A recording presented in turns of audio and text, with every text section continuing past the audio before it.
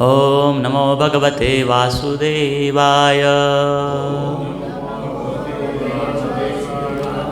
ओम नमो भगवते वासुदेवाय। ओम नमो भगवते वासुदेवाय।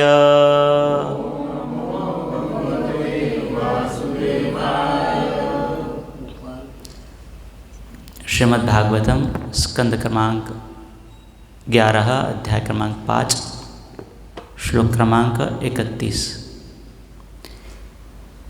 इति द्वापर उर्वेश स्तुवन्ति जगदीश्वरं नानातन्त्रविधानेन कलावपि तथा शृणु। इति द्वापर उर्वेश स्तुवन्ति जगदीश्वरं नानातन्त्रविधानेन कलावपि तथा शृणु। इति द्वापर उर्वेश स्तुवन्ति जगदीश्वरं नानातन्त्रविधानेन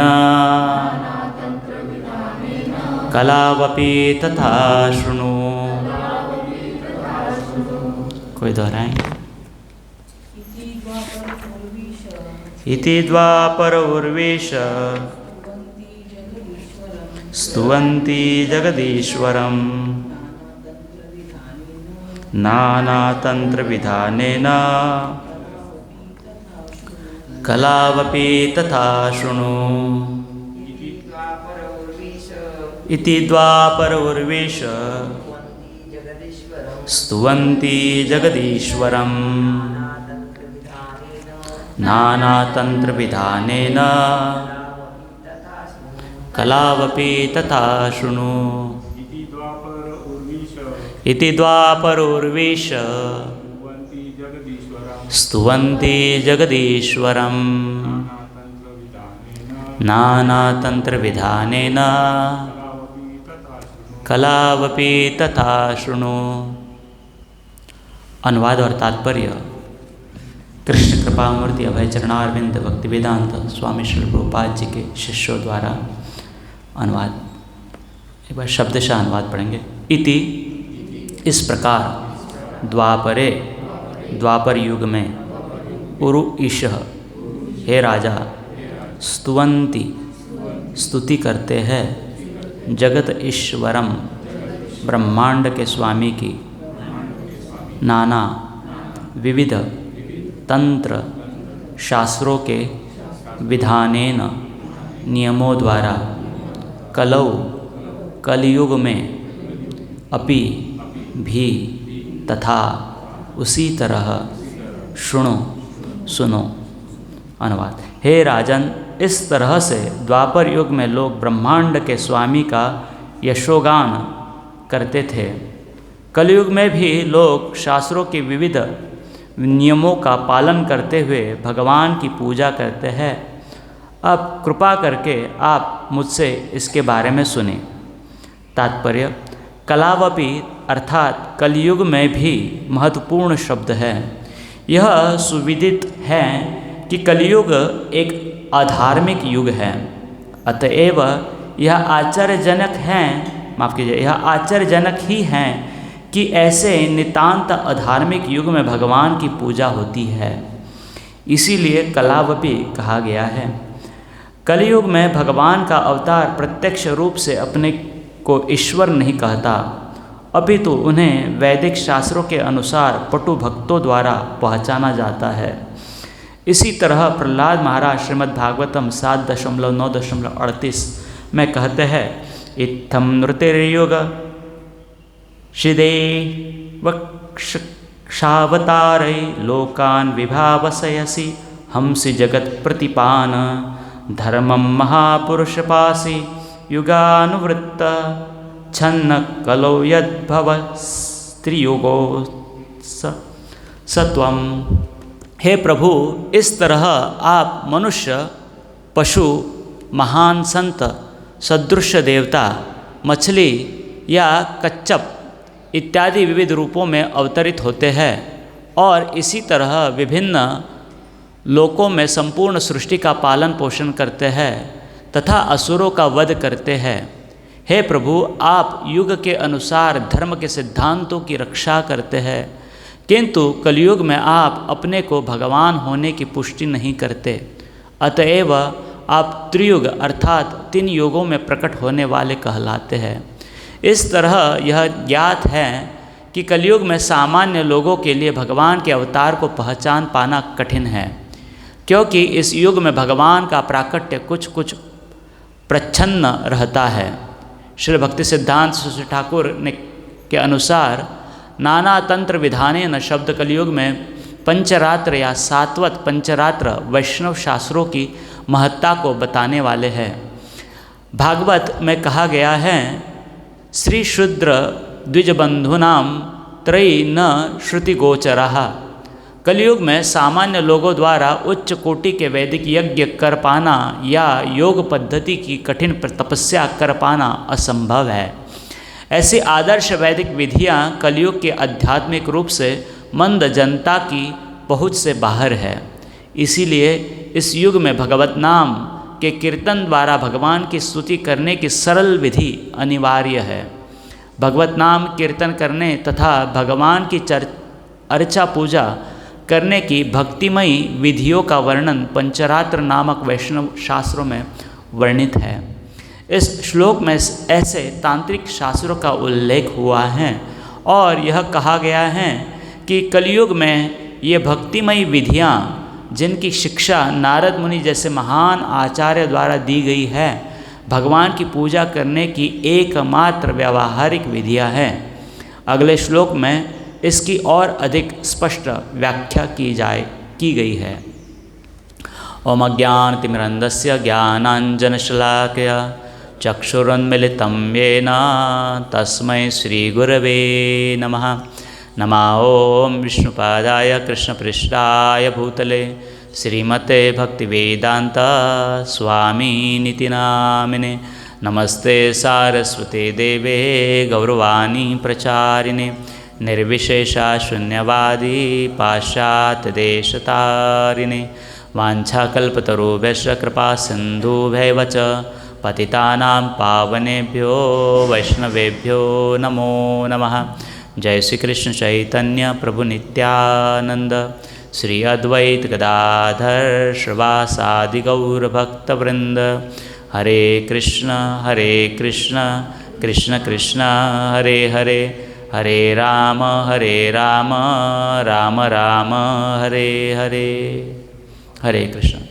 सभी भक्तों का हार्दिक स्वागत है आज के भागवत कक्षा में। तो यहाँ पर हम 11वें स्कंद का यह 5वां अध्याय है। अध्याय का शीर्षक है नारद द्वारा वसुदेव को दी गई शिक्षाओं का समापन। तो पूर्व काल में हमने देखा है इस श्रृंखला में कि निमि महाराज नवयोगेंद्र को भगवत भक्ति के बारे में प्रश्न पूछ रहे हैं और अभी उन्होंने भगवान के अलग अलग अवतारों के बारे में पूछा है अलग अलग युगों में। तो करभाजन ऋषि उन्हें सत्य द्वापर त्रेता युग के में भगवान जो अवतार लेते हैं उनके बारे में बताए हैं, उनकी कैसे आराधना की जाती है वो भी बताएं। और तत्पश्चात अभी आज के श्लोक में कह रहे हैं इति द्वापर उर्विश। हे राजा, द्वापर युग में इस तरह से भगवान जिन्हें कहा जगदीश्वर, जो जगत के ईश्वर है, ब्रह्मांड के स्वामी हैं, उनकी इस तरह से द्वापर युग में आराधना की जाती है। स्तुवंती, उनका गुणगान किया जाता है, उनकी सेवा की जाती है, उनकी स्तुति की जाती है। उसी तरह से नाना तंत्र विधाने न कलावपि तथा शृणु। अभी मुझसे सुनिए, क्या सुनिए कि कलयुग में किस तरह से उनकी आराधना होती है, पूजा अर्चना होती है। और विशेष करके कहे नाना तंत्र विधाने न। पूर्व काल में भी बताएं कि सत्ययुग, द्वापर युग, त्रेता युग में भी जब भगवान की सेवा आराधना होती है तो शास्त्रों के अनुष्ठानों के अनुसार होती है। तो वैसे ही कहे कि कलयुग में भी शास्त्रों के अनुसार उनकी कैसे आराधना होती है, यह अभी आप हमसे सुनिए। तो तात्पर्य में बहुत विशेष एक शब्द पर चर्चा की गई है, कलावपी। कलावपी का अर्थ है कल युग में भी।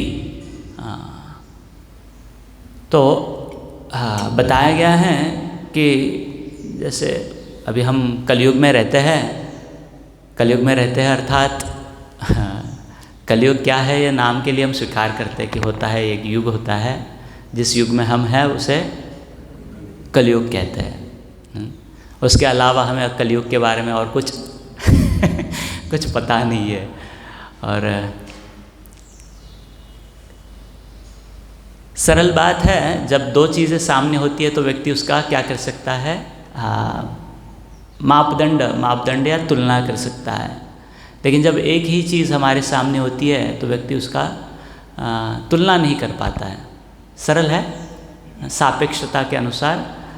तो अन्य युग क्या होते हैं, अन्य युगों की मानसिकता लोगों की क्या होती है, इसका हमें कोई भी अनुभव नहीं है। इतना ही सुने हैं बस। क्या सुने हैं, सत्ययुग में ध्यान धारणा करते थे, त्रेता में यज्ञ करते थे, द्वापर में भगवान की आराधना करते थे, और हम कलयुग में क्या करते हैं, नाम स्मरण करते हैं। हाँ, ये भी सुना है। लेकिन ठीक है ना, वो करते थे, त्रेता युग में यज्ञ करते थे, सत्ययुग में तपस्या करते थे, कौन सी बड़ी बात है। हम भी क्या करते हैं हम भी कम थोड़ी है। हाँ, फिर कभी कभी थोड़ा सा बताना पड़ता है कि हाँ वो तपस्या करते थे लेकिन फिर सांसों को रोक देते थे। अच्छा, सांसों को रोक देते थे, ठीक है, क्या होता है सांसों को रोकना, कौन सी बड़ी बात है। हाँ, हम करते नहीं है लेकिन ठीक है ना, करते थे वो। लेकिन कभी हम भी वह प्रयास करें, माफ़ कीजिए, हाँ हम सहज बता रहे हैं इसके लिए कि अनुभव नहीं है, अन्य योगों का हमें अनुभव नहीं है, इसलिए हम तुलना नहीं कर पाएंगे कि कलयुग क्या है। हाँ, हम निष्कर्ष नहीं लगा पाएंगे कि कलयुग क्या है। तो थोड़ा सा यदि जैसे हल्का सा बताया जाता है कि कम से कम नाम जप के लिए तो भैया तैयार हो जाओ, क्यों तैयार हो हम, तो फिर बताया जाता है कि हाँ सतयुग में वो हजारों सालों के लिए तपस्या करते थे। अच्छा, हजारों सालों के लिए करते थे क्या, ठीक है, फिर 2 घंटे के लिए मैं जप कर लूँगा हाँ, तो यह थोड़ी सी तुलना होगी कि वो कितने साल करते थे, हजारों साल करते थे, तो हम कितना कर ले, 2 घंटा तो कर ले। और वो 2 घंटा करने में भी, चलिए और एक बात है इसमें, हाँ, कि तुलना का एक बात है आएगा कि कलयुग का लक्षण है दंभ और कलह। दंभ का अर्थ क्या है, हाँ, गर्व। दंभ का अर्थ है कि जो नहीं है वह दिखाने का प्रयास करना, सत्यता को स्वीकार ना करना, दंभ।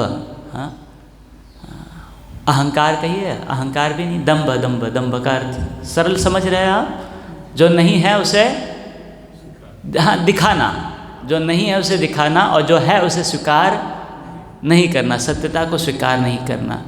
तो व्यक्ति कहता है कि मतलब तपस्या है हजारों सालों की उनकी सतयुग में, यहाँ पे 2 घंटे की तपस्या अर्थात 2 घंटे का जाप भी कर ले तो उसे लगता है कि बहुत मतलब वो एज इक्वल टू कितना हो गया, हजारों साल। मतलब किसी को 1000 साल की क्रेडिट मिलना चाहिए, गुणगान कहिए, उसकी वाहवाह होनी चाहिए, इसने 1000 साल के लिए तपस्या की है।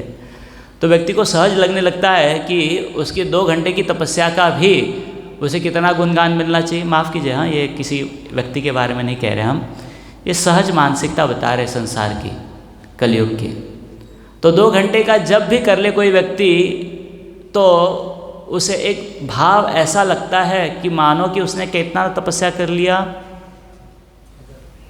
हजारों सालों का तपस्या कर लिया। ऐसा क्यों कह रहे हैं हम, क्योंकि एक और यदि 1000 साल की तपस्या रख दे और एक और 2 घंटे की तपस्या रख दे अर्थात जब, तो कितना सरल है कहना कि 1000 साल की तपस्या बड़ी तपस्या है, 2 घंटे की तपस्या छोटी तपस्या है। कितना सरल है, सरल है या नहीं है, कितना सरल है महत्व देना कि हाँ ये बहुत विशेष लोग हैं। क्या करते हैं यह, मतलब इतने विशेष कि इनके सामने हम चींटी के समान हैं, सहज है या नहीं है? हम नहीं है वो 2 घंटे की तपस्या करने वाले, कोई और व्यक्ति है। हाँ, 2 व्यक्ति हमारे सामने रख दिए, एक 1000 साल का तपस्या करने वाला और एक 2 घंटे का नाम जप करने वाला। कितना सरल होगा हमें निष्कर्ष लगाना कि इनके सामने ये क्या है, चींटी के जैसा है ये। हाँ, बराबर या नहीं है? अभी वही जो 2 घंटे का जप करने वाला है उसकी जगह हम चले जाइए, उसकी जगह हम बैठेंगे, हमें क्या लगेगा? 1000 साल की तपस्या करने वाला व्यक्ति हमसे कैसा लगेगा हमें? यांचे काय म्हणतात, पाय धुवून पाणी प्यायला पाहिजे यांचं इनके चरण धोकर, चरण की धूली का जल हमने क्या करना चाहिए? आप समझ पा रहे बात? यह भाव आएगा क्या मन में जब हम वहाँ पर रहेंगे? वो 2 घंटे तपस्या करने वाला अर्थात 2 घंटे का जप करने वाला व्यक्ति, और हमारे सामने कौन है? 1000 साल तपस्या करने वाला कोई व्यक्ति है। 1000 साल भी कम बताया आपको, हाँ, 1000 से कई गुना अधिक है सत्ययुग में। ऐसा कोई व्यक्ति है हमारे सामने, दे पाएंगे उतना महत्व उसे? दे पाएगा? हमारा मन कह रहे है, दे पाएगा उसे महत्व? उसकी महत्तमता स्वीकार कर पाएगा? नहीं ना। इसी को कहते हैं दाम्भिकता, माफ़ कीजिए। हाँ, ये क्या कहते हैं, बाय प्रोडक्ट नहीं, ये कैसे कह सकते हैं, जैसे जल की सरलता होती है, सरलता मतलब लिक्विड होता है, बहता है, उसका गुण धर्म ही होता है कि वो बहता है। वैसे कलयुग में मन का स्वभाव ही है कि वो क्या रहता है? दाम्भिक रहता है। दाम्भिक का अर्थ क्या है? सत्यता को स्वीकार नहीं करेगा, चींटी को क्या बना देगा? हाथी बना देगा। तो अभी हम थे 2 घंटे का जप करने वाले, किसके सामने? 1000 साल की तपस्या करने वाले के सामने। तो 2 घंटे का जप भी हमारा हम विशेष कैसे करा देते हैं कि फिर समस्या, माफ़ कीजिए, हाँ, हमारा मन कह रहे हैं, व्यक्ति नहीं कह रहे हैं। हाँ, ये मन का चंगुल है या क्या कह सकते, जाल है, जिसमें व्यक्ति कैसे बन जाता है उसको भी पता नहीं चलता है। और 2 साल को अभी उसको मैग्नीफाई करना है। मैग्नीफाई करना है अर्थात 1000 साल की तपस्या के समान समझना है। स्वतःला काहीतरी सेल्फ कॉन्फिडन्स वाटायला पाहिजे ना कि हम भी तो फिर कहेगा उनके जीवन में इतने कष्ट थोड़ी थे, उनका ऐसा थोड़ा था, उनका वैसा थोड़ा था, ये था वो था वो था, हमारे साथ तो ये भी करना कितना मुश्किल है। फिर भी हम क्या कर रहे हैं? मन कह रहा है ये हमें। इसलिए हमें उतना ही महत्व मिलना चाहिए। कितना महत्व? जितना कि कोई 1000 साल की तपस्या करने वाले में है। हाँ, लेकिन यदि मन की क्षमता को पकड़ा जाए, देखा जाए, किसकी मन की क्षमता ज़्यादा है? ये 2 घंटे के लिए मन को स्थिर करने वाला प्रयास करने का मतलब स्थिर करने का प्रयास करने वाले की क्षमता, या 1000 साल मन को एकाग्र करने वाले की क्षमता? किसकी मन में ज़्यादा क्षमता है? किसका मन ज़्यादा स्थिर है? किसका मन ज़्यादा निर्मल है? आप समझ पा रहे बात? हाँ, लेकिन व्यक्ति अर्थात हमारा मन यह स्वीकार नहीं करता है। इसी को कहते हैं दाम्भिकता।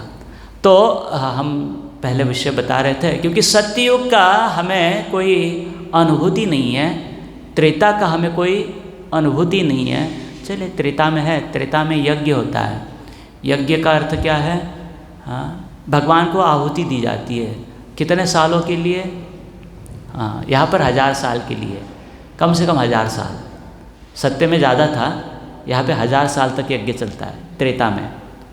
और 1000 साल तक क्या करते हैं लोग? आहुति देते हैं। हाँ, अपने पास जो कोई साधन है उन साधनों की क्या देते हैं? आहुति, अर्पण करते हैं। हम कितने समय पे हमारी चीज़ें अर्पण करते हैं भगवान को? माफ़ कीजिए, हम भक्त है, कर रहे हैं, हम प्रयास कर रहे हैं, कितने समय पे अर्पण करते हैं? हाँ, एक आध दिन, एक आध समय पे कुछ अर्पण कर दे भगवान को तो बहुत बड़ी बात हो जाती है। लेकिन उस छोटे से अर्पण को भी यदि कहा जाए, इस राजा ने 1000 साल के लिए यज्ञ किया था और इस 1000 साल में ये यज्ञ कभी बुझा ही नहीं, इसमें आहुतियाँ चलते ही रही। अभी वापस वही है, हाँ, 2 घंटे का जप और 1000 साल का जप। यहाँ पर 1 क्षण की आहुति और यहाँ पर 1000 साल की आहुति। ये 1 क्षण की आहुति भी व्यक्ति को कैसे लगती है?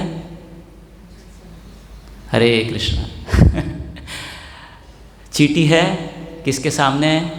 हाथी के सामने, लेकिन स्वीकार कर पाता है व्यक्ति का मन? नहीं कर पाता है। उसे लगता है ये आहुति भी क्या हो गई उसकी? बहुत बड़ी आहुति हो गई। हाँ, पुनश्च सत्य त्रेता था, त्रेता के बाद यहाँ पर है, यहाँ पर जैसे मन की वहाँ पे स्थिरता थी, निर्मलता थी, आत्मसंयम था, वैसे यहाँ पे मन का त्याग की भावना है। उसे क्या कहेंगे इसमें? सत्य था, माफ़ कीजिए, पहले तपस्या थी, तपस्या के बाद दया थी, हाँ दया थी, और दया के बाद शुद्धता है, शुद्धता के बाद केवल सत्य है। तो दया, वहाँ पर किसी जानवर को अर्थात पशु की आहुति दी जाती थी, हाँ, लेकिन पशु की आहुति देकर भी उसमें क्या होती थी? अरे सोचिए ना, किसी को मारा जा रहा है, क्या है? दया है यह? हाँ, ये किसे दिया गया था अनुमति? मतलब जिस व्यक्ति में भर भर के दया की भावना रहेगी और वह यदि किसी पशु की बलि देगा, क्या वह निर्दयता रहेगी? हाँ, लेकिन जो निर्दय है उसे यदि बलि देने के लिए कहा जाएगा तो ज़रूर ही ये क्या करेगा? हिंसा करेगा। तो उस समय उनके लिए प्रणाली थी यज्ञ की, क्या कह सकते हैं, सफलता निर्धारित करने के लिए उनके लिए प्रणाली थी। क्या प्रणाली थी? पशु की बलि दी जाती थी, जिस माध्यम से समझ पाएंगे कि यह यज्ञ सफल हुआ या नहीं हुआ, क्योंकि दया की भावना थी उस समय, इसलिए उन्हें यह टेस्ट दी गई थी। ठीक है, चलिए, तो त्रेता में वो था, द्वापर में भगवान के अर्च विग्रह की आराधना थी, पदार्थों में शुद्धता थी, मन में शुद्धता थी, शरीर में शुद्धता थी। यहाँ पर यदि कोई व्यक्ति भगवान की आराधना करता है, चलिए सरल बताते हैं थोड़ा सा, कभी कभी छोटे छोटे शुद्धता के नियम लगाए जाते हैं कि जैसे भगवान को भोग लगाना है तो कहते हैं कि आप जिस थाली में खा रहे हैं उसमें भोग मत लगाइए। कौन से थाली में भोग लगाइए? हाँ, एक भगवान के लिए अलग से थाली रखिए। कितना छोटा सा बात है, छोटी सी बात है ना। हाँ, ये बात हमारी थाली है, हमने खाई है, झूठी हो चुकी है, भगवान को झूठी थाली में कैसे अर्पण करें? छोटी सी क्या है? शुद्धता है। लेकिन यदि व्यक्ति घर में, अरे क्या करे, अभी इतने सारे बर्तन है, एक आध बर्तन में भगवान को भोग लगा दिया, लगाया ना भोग, हरे कृष्ण, भोग लगाया ना, इसमें ही क्या समझिए? बड़प्पन समझिए। अभी वो थाली हमारी थी, भगवान की थी। आप समझ पा रहे हैं? व्यक्ति को उस भोग लगाने में भी लगता है कि उसने बहुत बड़ा क्या कर दिया, बहुत विशेष काम कर दिया। उसमें क्या शुद्धता थी? अभी मतलब उसमें जो घटक इस्तेमाल किए गए, साधन, माफ़ कीजिए, उसमें जो इंग्रेडिएंट्स, क्या कहेंगे उसे, जो भगवान को चढ़ाया गया, अर्पण किया गया है, उसकी शुद्धता के बारे में तो छोड़ दीजिए। अभी केवल क्या कहते हैं, जिस थाली में, आप शायद कुछ भक्त है जो अपनाते होंगे घर पे कि भगवान के लिए थाली अलग रखे होंगे, लेकिन एक दिन आपके जीवन में भी रहेगा कि जिस दिन आपने, जैसे जगन्नाथ बलदेव सुभद्रा माई की जय, शशि गौरताई की जय, आपने शायद ऐसी थाली में भोग लगाया होगा कि जिस थाली में हम स्वयं खाते हैं, बराबर है, लगाया होगा ना कभी। उस दिन कुछ गलत लग रहा था, बहुत अच्छा लग रहा था ना कि आप भी क्या लगा रहे हैं, भगवान को भोग लगा रहे हैं, बराबर है। अभी दूसरा बताते चलिए। भोजन करते करते व्यक्ति, माफ़ कीजिए, हाँ, डरिएगा मत, परेशान मत होइएगा। घर में खाना खाते खाते व्यक्ति क्या करता है, भगवान के जो, माफ़ कीजिए, जो किचन के बर्तन होते हैं उसे झूठे हाथ लगाता है, लगाता है व्यक्ति। और झूठे हाथों से अपने थाली में परोसता है। यदि उसे बताया जाए कि नहीं नहीं नहीं, तो भगवान के बर्तन है, भगवान की सेवा के लिए इस्तेमाल होते हैं। हाँ, ये मंदिर में कर सकते हैं प्रभु जी, आप माफ़ कीजिए, हाँ आप डरिएगा मत, हाँ परेशान मत होइएगा, जो चल रहा है चलने दीजिए। हाँ, कैसे संभव हो सकता है हाँ कि भोजन के लिए बैठे हैं, अभी परोसने वाला कौन रहेगा घर में, तो भोजन कर रहे हैं, हाथ झूठे हैं, उसी हाथ से हमने क्या कर लिए, उन बर्तन से हमारे थाली में ले लिए। हाँ, क्या ये बर्तन हमारे हैं? माफ़ कीजिए, हाँ हमारे हैं, हमारी सेवा के लिए इस्तेमाल हो रहे हैं? नहीं, किनकी सेवा के लिए इस्तेमाल हो रहे हैं? भगवान के। तो इन्हें झूठे कर सकते हैं? नहीं कर सकते। क्या है? यह शुद्धता की बात है। सरल है या नहीं है? लेकिन यदि व्यक्ति घर में मतलब कई जगह पर, शायद मंदिर में भी हो सकता है किसी जगह पर, यदि व्यक्ति को कहा जाए ऐसे, मतलब वो कर रहा है, तो उसे लगता है कि ये बहुत बड़ी बात होगी कि वो क्या कर रहा है, भगवान को भोग लगाकर क्या ग्रहण कर रहा है, प्रसाद ग्रहण कर रहा है। क्या शुद्धता है? मतलब नियमों के अनुसार यदि देखा जाए, मन की भावना के अनुसार यदि देखा जाए कि ये बर्तन भगवान के, हम कैसे हाथ, हाँ कभी कभी हम किचन में कोई भक्त आ जाते हैं, पहली बार हम कहते हैं हाँ आप हाथ धोकर आ जाइए, मुंह धोकर आ जाइए, पैर धोकर आ जाइए।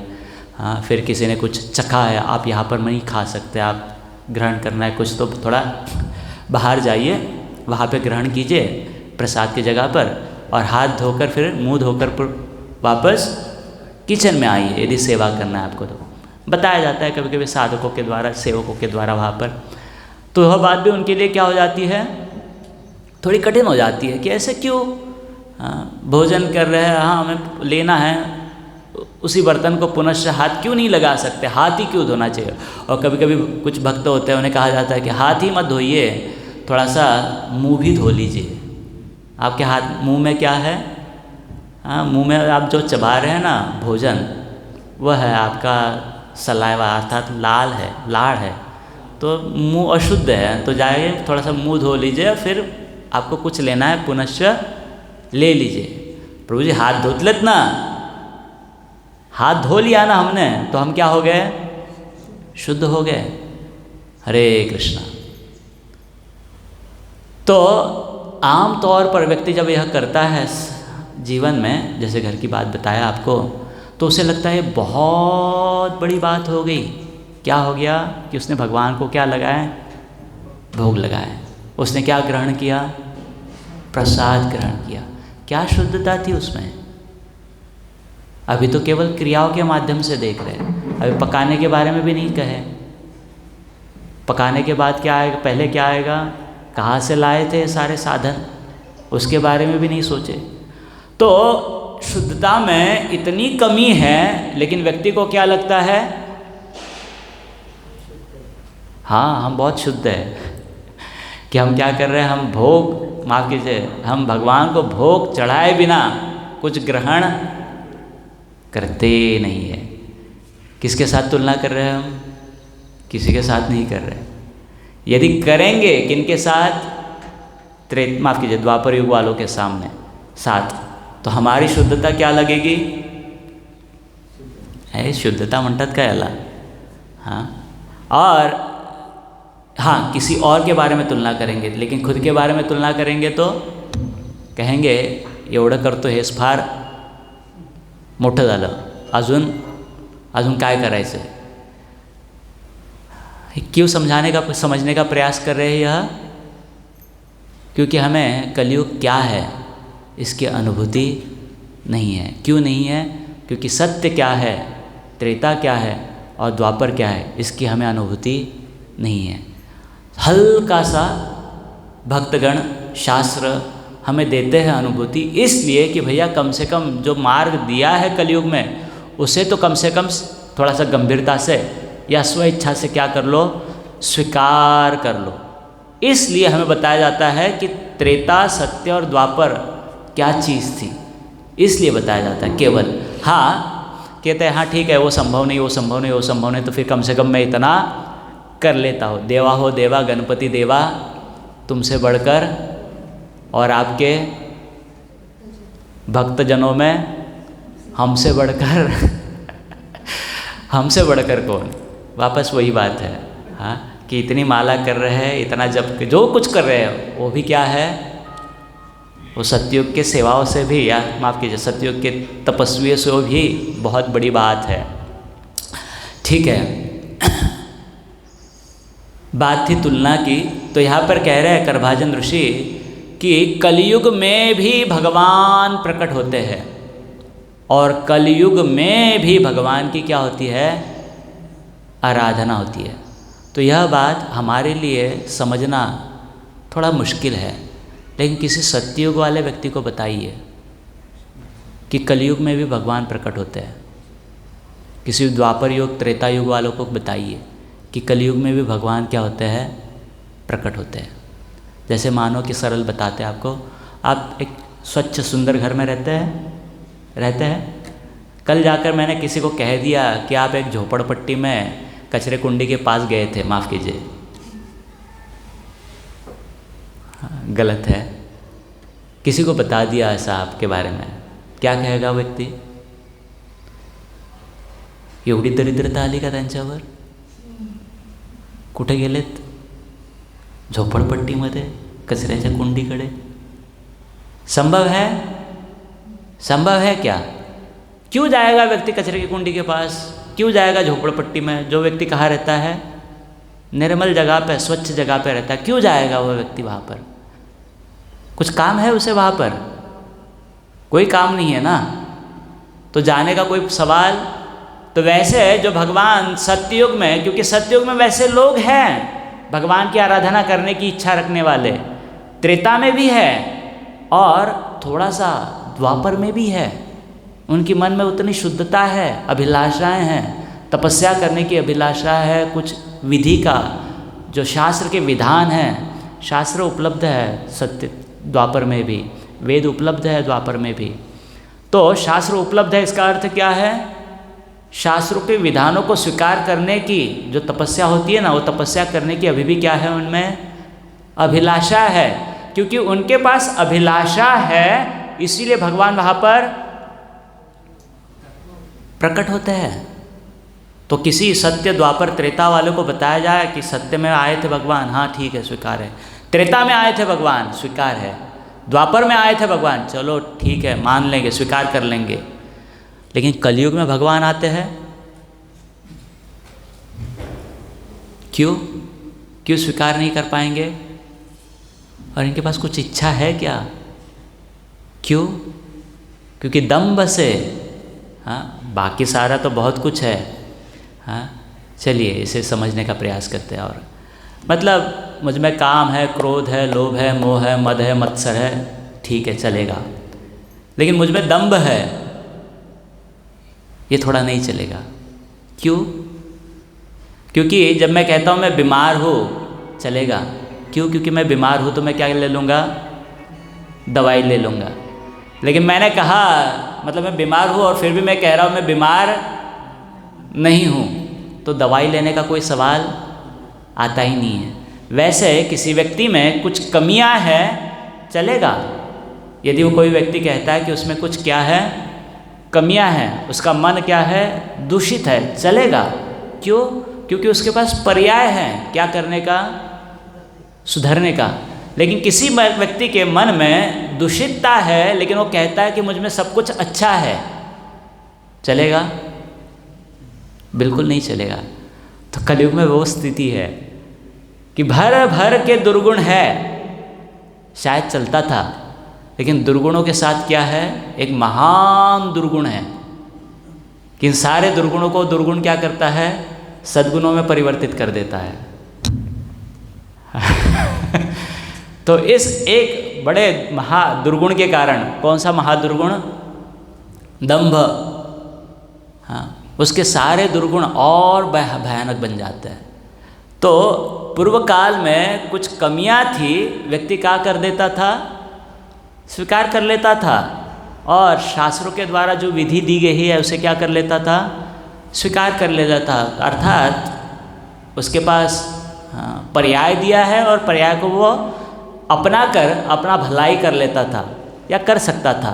लेकिन कलयुग में देखिए कितनी बार, माफ़ कीजिए, हमारे खुद के बारे में देखिए, कितने बार भक्तों ने हमें भगवत सेवा के पर्याय दिए, कितनी बार, और कितनी सरलता से हमने स्वीकार कर लिया इस भगवत सेवा के पर्याय को। बराबर ना, सरलता से स्वीकार कर लिया ना। आप समझ पा रहे बात? हाँ, कोई बीमार है, मरीज़ है, हाँ, उसे दवाई दे दी और उसने क्या कर ली, दवाई खा ली। ये सरल बात है। बीमार है, दवाई दी और दवाई खा ली। एक दूसरा है, बीमार है, दवाई दी, नाटक ही कर रहा है, आज नहीं कल खाऊंगा, कल नहीं परसों खाऊंगा, थोड़े 2 तासाने घेतो ना। आप समझ रहे हैं बात? बीमार है, दवाई दी, दवाई ले ली, और दूसरा है बीमार है, दवाई दी, कहता है 2 घंटे के बाद खाऊंगा। क्या कहेंगे इस बात को? समझ पा रहे हैं नाटक? हाँ, ये किस कारण है? क्योंकि उसे लगता ही नहीं कि वो क्या है, तो इसे सरलता कहेंगे। तो हमने बहुत सरलता से सेवा के साधन स्वीकार कर लिए जीवन में। किसी न किसी दिन हमें सेवा के साधन दिए गए ना, हमने कितने सरलता से स्वीकार कर लिए। कर लिए या नहीं कर लिए? कर लिए ना। हरे कृष्णा, हमने सरलता से स्वीकार किए या नहीं किए? कर लिए ना कि नहीं किए? किए सरलता से, कि हम भी कहें आज नहीं कल करता हो, कल नहीं परसों करता हो, परसों नहीं हाँ अगले साल में करूँगा, हाँ भगवान आकर मुझे कोई साक्षात्कार दे दे फिर करूँगा, हाँ मेरा ये बिगड़ा हुआ काम बन जाए फिर करूँगा। ऐसे किए या सरलता से स्वीकार कर लिया हम? या आज भी कर रहे हैं सरलता से स्वीकार? कर पा रहे हैं क्या? माफ़ कीजिए, मैं कुछ गलत नहीं कह रहा हूँ ना, समझ रहे हैं ना आप? तो आज भी सरलता से स्वीकार कर पा रहे हैं क्या? शायद नहीं, शायद। और क्यों सरलता से स्वीकार नहीं कर पा रहे हैं? क्योंकि स्वीकृति नहीं है। क्या स्वीकृति नहीं है? कि बीमारी है, और यही हमारी क्या है? हाँ, किसी और में नहीं है। यह कलयुग का है ना महा दुर्गुण, कि कोई गलती रहे बात चल सकती है, क्योंकि गलती को सुधारा जा सकता है। दुर्गुण है, दुर्गुणों को ठीक किया जा सकता है भगवान की सेवा को स्वीकार कर कर। लेकिन ये खतरनाक एक बात है कि व्यक्ति दुर्गुण को भी सद्गुणों में बदलने, माफ़ कीजिए, हाँ मतलब बहरूपिया, हाँ दुर्गुणों को भी क्या दिखाने का प्रयास करता है व्यक्ति? सद्गुण। किसी पर उसे क्रोध आ जाए तो क्या कहता है? कसं चालेल मग, राग नहीं आला तर कसं काम होतील मग। हाँ, स्वार्थ, लोभ को भी प्रकट करता है, स्वतःचा स्वार्थ नहीं साधला तर कसं होईल मग। हाँ, समझ पा रहे हैं ना? हाँ, अर्थात लोभ था वह, लेकिन क्या कहता है? खुद के स्वार्थ को भी नहीं देखेंगे तो कैसे चलेगा? क्या कर रहा है? दुर्गुणों को सद्गुणों में परिवर्तित कर रहा है। कैसे? वरतून लेप लावून, मुलामा म्हणतात ना, हाँ सब काला है अंदर, उसके ऊपर क्या लगा रहा है? सोने का। हाँ, वो नहीं चल सकता है, मतलब अर्थात वैसे बात बनेगी नहीं। तो इसीलिए यहाँ पर शब्द आया है कलावपी, कलयुग में भी भगवान प्रकट होते हैं। अरे कलयुग में कैसे प्रकट होंगे? क्यों? इनके पास तो इच्छा भी नहीं है, और इच्छा तो छोड़ो, इनको यदि दिया भी जाएगा तो ये लेंगे नहीं, क्योंकि इनको लगता ही नहीं है कि इनको कुछ कमी है। कमी होकर भी इनको लगता ही नहीं कि इनको कुछ कमी है, इनको कोई ज़रूरत है। तो फिर कलयुग में भगवान प्रकट होकर करेंगे क्या?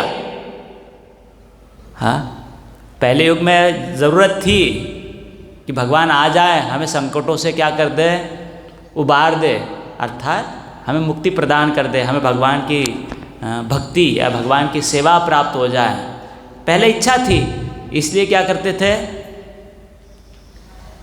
सत्य का तपस्या कह लीजिए, मुक्ति की अभिलाषा थी, इसलिए सत्य में आते थे, द्वापर में आते थे और त्रेता में आते थे। कलयुग में तो मुक्ति की इच्छा नहीं है ना, मुक्ति की इच्छा नहीं है, फिर आकर क्या करेंगे। और ऊपर से मुक्ति की इच्छा तो छोड़ो, यदि इन्हें दिया भी जाएगा बोलेंगे इसकी क्या ज़रूरत है, दंभ के कारण। तो ऐसे समय पर मन इतना जब नीचे गिरा हुआ है जीवात्माओं का, तो सत्य द्वापर त्रेता या सत्य त्रेता द्वापर के लोगों को यह चिंतन करना या यह इमेजिन को क्या कहेंगे, कल्पना करना असंभव है कि कलयुग में भी भगवान क्या होते हैं, आते हैं। और कलयुग में भी भगवान की क्या होती है, आराधना होती है। और वो भी कैसे होती है, शास्त्रों के अनुसार होती है। हरे कृष्ण। हम गीता पढ़ते हैं, हम भागवत पढ़ते हैं, तो हमें क्या लगता है, शास्त्र कुठं गायब झालेत, शास्त्र तर आहेत ना, शास्त्र है। कभी किसी को गीता देकर देखिए। हमारा खुद का भी अनुभव है, खुद वैयक्तिक अनुभव भी रहेगा। गीता कब लिए हमने, कब लिए, कब खरीदे? हरे कृष्णा। गीता तो थी ना कब खरीदे हम गीता? अच्छा चलिए ठीक है, गीता खरीदी भी होगी शायद। कब पढ़ी हमने गीता? खरीदी, लेकिन कब पढ़ी हमने गीता? आप समझ पा रहे हैं? दवाई ज़रूरत है, कौन सी ज़रूरत है दवाई की? अच्छा ठीक है, लेकर आए कि आप दवाई, ठीक है कल लेंगे, आज समय। हरे कृष्ण। तो गीता है, शास्त्र है क्या जीवन दुनिया में? है लेकिन कलयुग के लोगों के लिए शास्त्र है, होकर भी नहीं है। क्यों नहीं है? लगता ही नहीं कि ज़रूरत है। और यदि मिल भी जाए तो लगता है आज नहीं, क्या करेंगे, कल करेंगे। तो इसीलिए यहाँ पर यह आश्चर्य प्रकट हो रहा है कि कलयुग में भी भगवान क्या होते हैं, प्रकट होते हैं और उनकी सेवा अर्चना की जाती है। और विशेष कर कैसे की जाती है? नाना तंत्र विधानेन। मन मर्जी से नहीं की जाती भगवान की आराधना। कैसे की जाती है? कलयुग में भी जो अलग अलग शास्त्र है, नाना, उन शास्त्रों के विधानों के अनुसार ही की जाती है। तो हमारे दो बातें हैं यहाँ पर, कि यदि ऐसी बात है कि कलयुग में भी भगवान प्रकट होते हैं, जैसे हमने कहा ना, सत्य द्वापर त्रेता में लोग लालायित होते थे। किस कारण? उनकी अभिलाषा होती थी मुक्ति पाने की, इसलिए लालायित होते थे भगवान के अवतार को समझने के लिए, क्योंकि उन्हें लगता था कि यह अवतार का आधार या आश्रय ले लेंगे हम तो क्या हो जाएंगे, मुक्त हो जाएंगे। लेकिन कलयुग में लोगों को तो मुक्ति की अभिलाषा नहीं है। और यदा कदाचित भक्तों के संग के कारण, ऐसे वातावरण में यदि या पूर्व कर्म के कारण छोटी मोटी मुक्ति की अभिलाषा रहेगी तो व्यक्ति ने लालायित होना चाहिए। क्या समझने के लिए या क्या जानने के लिए? कि कलयुग में भी भगवान प्रकट होते हैं। ठीक है, अच्छी बात है। कौन है भगवान, कैसे है भगवान, कौन है वह, यह समझने की या यह जानने के लिए लालसा बढ़ेगी। और क्यों लालसा बढ़नी चाहिए? कि यदि हमें पता चल जाए कि कलयुग में भी भगवान प्रकट होते हैं तो हम क्या कर लें, उनका आश्रय ले लें और सरलता से इस जन्म मृत्यु के चक्कर से या हमारी तकलीफ़ों से, परेशानियों से क्या हो जाए, मुक्त हो जाए। तो जब कलयुग में भी भगवान प्रकट होते हैं, यह बात समझाई गई है, तो हमने भी लालायित होना चाहिए समझने के लिए कि हाँ भैया, यदि कलयुग में भी प्रकट होते हैं तो बताइए हमें, समझाइए हमें कि भगवान का यह अवतार कौन है। लेकिन माफ़ कीजिए, वह लालसा नहीं आएगी, वह लालसा नहीं आएगी। क्या समझने की? कि कलयुग में भी भगवान प्रकट होते हैं सत्य द्वापर त्रेता में लालसा आ सकती थी या आती है, क्या समझने की कि भगवान प्रकट होते हैं। अच्छा, कौन सा रूप है भगवान का, कौन से रूप की हम आराधना करें, कौन से अवतार की हम आराधना करें जिससे हम क्या कर लें, मुक्ति को प्राप्त कर लें।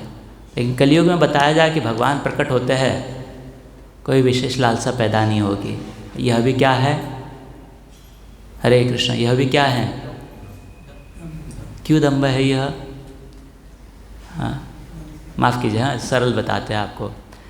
आप किसी भिखारी को देखें, कपड़े फटे हुए, उसके कपड़े फटे हुए, शरीर पूरा गंदा है, सड़क के बाजू में पड़ा हुआ है, परेशान है, आपको दिखाई दे रहा है। आप उसके नज़दीक जाते हैं, हाँ, और आपके झोली से, मतलब आपके कुछ गाड़ी से कुछ खाने की चीज़ निकालते हैं और उसे देते हैं। हाँ, वो हाथ भी सामने लाने के लिए तैयार नहीं है। हाँ, आप कहते हैं अरे उठो, ये ले लो, खाना ले लो। कभी किए आप ऐसा, खाना ले लो? वो कहता है, पूछता है काय खायला, क्या है, क्या लेकर आए हो खाने के लिए? आप कहते हो खिचड़ी है, नहीं चाहिए। हरे कृष्ण, आंखें भी नहीं खोलता है और क्या कहता है, नहीं चाहिए, आगे जाओ। हरे कृष्ण। इस व्यक्ति को दया आई थी क्या देखकर, बेचारा भिखारी है, कपड़े फटे हुए हैं, बीमार रहेगा, घर नहीं है, खाना मिला हुआ है नहीं है, पता नहीं है। दया आ गई बेचारे को, क्या देने की, कि कुछ खाना दे देते हैं। उसने आंखें भी नहीं खोली वो भिखारी ने, और ऊपर से क्या पूछा, क्या लेकर आओ खाने में? ये है, ठीक है, मत दो, जाओ आगे जाओ। हरे कृष्ण। इस भिखारी को क्या कहेंगे? इसे कहते हैं दाम्भिकता। यदि किसी दिन, जय श्री जगन्नाथ बलदेव सुभद्रा माई की जय, शशि गौरताय की जय। जिस दिन इस भिखारी को लगेगा ना उसकी परिस्थिति क्या है, बहुत बुरी है, उस दिन वह राह देखेगा किसी व्यक्ति की। लेकिन उस परिस्थिति में भी उसे क्या लगता है, वो कैसे है, बिंदास्त, एकदम कसं चाललंय त्याचं, मजेत चाललंय त्याचं। भले ही वो कितना भी बाह्य दृष्टि से लोगों को समझ दिखाई दे रहा है कि ये क्या है, परेशान है। तो वही बात हमारी भी है। हमें मतलब सत्ययुग, द्वापर युग, त्रेता युग वाले लोग देखेंगे हमारी तरफ, कहेंगे अरे यार दे दो इनको कुछ, इन्हें जल्दी से कुछ दे दो। क्यों? अरे मिनट मिनट, सेकंड सेकंड ये क्या रहते हैं, परेशान रहते हैं। 2 मिनटं चैनची झोपसुद्धा नाही यांना, एका ठिकाणी बसणंसुद्धा यांना शक्य नाही। थोडंसं कोणी काही केलं की भडका उडतो यांचा लगेच। हरे कृष्णा। अरे दे दो इनको कुछ, जल्दी दो इनको कुछ। क्या है यह, क्या है, बहुत परेशान है, बहुत दुखी है, दो इनको कुछ। और कोई आता है देने के लिए, हम आंखें खोलते हैं। तो कलयुग में भी भगवान प्रकट होते हैं। यह बात सुनकर हमें क्या लगता है, आलेत का कोणी, येऊ द्यात की, येतील आणि त्यांच्या इच्छेनुसार येतील आणि जातील, आम्हाला वेळ असेल तेव्हा बघू। कैसे हुआ यह बात? वैसे उस भिखारी के जैसा, आता भूक नाही मला, जा पुढे, जेव्हा भूक लागेल तेव्हा बघेल। खिचडी आणली का? नको, खिचडी नको, दुसरं काय आणशील तर घेऊन ये परत, जा पुढे जा। हरे कृष्ण। भगवान के अवतार आते हैं, आते हैं, आलेत का? ठीक आहे ना, येऊ द्यात ना। येतील, त्यांचं काम करतील आणि हरे कृष्ण। मन में भावना आती है ऐसी, या लालसा आती है कि कब भगवान आएंगे, कब भगवान का आश्रय, या भगवान आए हैं, किस रूप में आए हैं, मैं समझ नहीं पा रहा हूँ, उनका आश्रय नहीं ले पा रहा हूँ, यह भावना आती है। कौन सी भावना आती है? हमारा खुद का परीक्षण है यह। तो भगवान भी मज़ेदार है बहुत। आते हैं तो किस रूप में आते हैं? छन्न, छन्न अर्थात छुपे हुए आते हैं। कैसे छुपे हुए आते हैं? भक्त के रूप में आते हैं। बोलते हैं नकल मारनी है कि मारो, कितनी नकल मार रहे हो, किसकी मारो? मेरी मारो नकल। क्या नकल मारो? मैं भी क्या करूँगा? मैं भी जप करूँगा। तुम्हें भी बड़ा बनना है क्या? नकल मारनी है, मारो नकल। क्या करो तुम भी जप करो। मैं नाचता हूँ कीर्तन में, तुम भी क्या करो? नकल ही मारनी है ना। अर्थात एकावहन वही है, आपके भक्तजनों में हमसे बढ़कर कौन? चलिए इससे अलग से समझते हैं। यदि सत्य त्रेता द्वापर में भगवान खुद के ऐश्वर्य को प्रकट करते हैं तो लोग सत्यता समझ पाते थे, दाम्भिकता नहीं थी कि इनके जो ऐश्वर्य है ये सामान्य ऐश्वर्य नहीं है। तो उन्हें भगवान के रूप में स्वीकार करना उन लोगों के लिए क्या था? सहज था। उसमें भी नमूने थे, जैसे द्वापर में हम देखते हैं। और दूसरे होते थे जो सरल सरल सीधा द्वेष करते थे, असुरी वृत्ति वाले होते थे। दैवी वृत्ति और असुरी। दैवी वृत्ति वाले स्वीकार कर लेते थे, असुरी वृत्ति वाले भगवान का द्वेष करके उनके साथ, हाँ, कम से कम ये तो स्वीकार करते थे कि महान कोई तो शक्तिशाली व्यक्ति है और इसे परास्त करना है मुझे, क्योंकि मुझे वैसा महान व्यक्ति बनना है। तो कम से कम उनकी शक्ति की स्वीकार, माफ कीजिए, शक्तियों को स्वीकार कर लेते थे। हाँ, सत्य द्वापर और त्रेता में। कलयुग में जैसे सरल बताते हैं, यदि कोई व्यक्ति आपके सामने किसी और की बढ़ाई कर रहा हो तो मन में क्या भावना आती है? हाँ, द्वेष का अर्थ क्या है? हाँ, कौन मोटा थे। हाँ, मतलब किसी को अच्छे मार्क्स आए, ठीक है ना, आए ना, हमें भी तो आए थे अच्छे मार्क्स, हमारा भी ज़माना था उस समय, हमें भी अच्छे मार्क्स आए थे। हाँ, वो ऐसा है, ठीक है ना, हाँ, हम भी तो है। या फिर वो ऐसा है कि ठीक है, मैं उससे भी अच्छा मत बनूंगा, मैं उससे भी बड़ा बनूंगा, उद्देश्य। हाँ, या फिर कभी कोई व्यक्ति की महत्तमता या बड़प्पन हमें कोई समझाता है, सुनाता है, काय कोणतं मोठेपण आहे, हे सर्व चोऱ्याचं पट्या केलेले आहेत त्यांनी, तुम्हाला आतली गोष्ट माहितीच नहीं है कि क्या क्या दाल में क्या है, काला है। मन में आता है कभी ऐसा भाव? हल्का सा आता है क्या? कभी आता है ना? क्या कर पा रहे हैं हम, या क्या कर रहे हैं हम, या क्या नहीं कर रहे हैं हम? उस व्यक्ति की जो कुछ बड़ाई व्यक्ति के बारे में कह रहे हैं, किसी मतलब भगवान के बारे में नहीं कह रहे, किसी व्यक्ति के बारे में कह रहे हैं, जो दूसरों के बारे में सुन रहा है, तो दूसरे व्यक्ति के बारे में। तो जो भी कुछ अच्छे गुण, कुछ अच्छी अचीवमेंट्स बताई गई होगी उस व्यक्ति की, सत्यता है ना उसमें? कुछ है या नहीं है? कुछ तो रहेगा। त्यांनी ते तसं तसं केलं, कुछ तो अच्छा किया है, भले ही क्या कह सकते हैं, मना एवढं नाही, मन मतलब 40 किलो 1000 किलो का नहीं हो अच्छा, पण छटाक तरी असेल, 50 ग्रॅम 5 ग्रॅम 10 ग्रॅम तर असेल ना काहीतरी चांगलंपण, चांगुलपणा असेल ना। तो 5 ग्राम 10 ग्राम का अच्छाई तो स्वीकार कर ले हम कि हाँ भैया है, उसने वो अच्छा किया है, कोई हाँ उसमें गलती, माफ कीजिए, उसमें कोई झूठापण नाही, हाँ केलं त्याने, तेवढं चांगलं केलं त्याने, 5 मिनिटासाठी सेवा त्याने केली, इतना तो स्वीकार कर ले हम।